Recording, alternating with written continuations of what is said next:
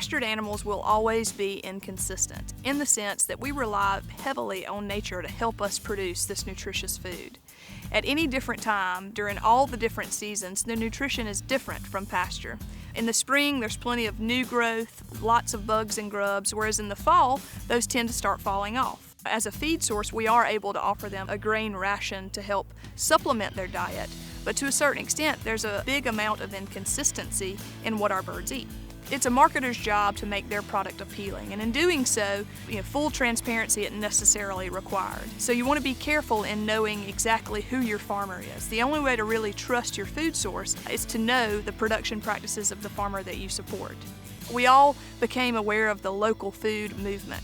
Well, in that, a certain portion of it was because consumers became so disenchanted with having to read packages. When you're at the grocery store, understand what you're buying. There is a difference between pastured and free range. Free range doesn't necessarily mean raised outside.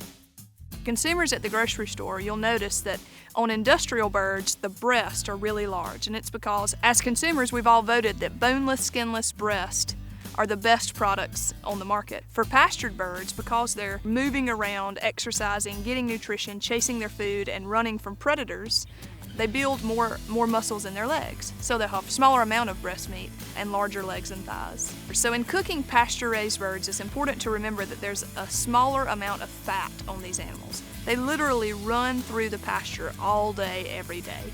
In doing so, it's really easy to cook them too quickly and the meat to become tough. You want to remember to use as wet of a heat as possible.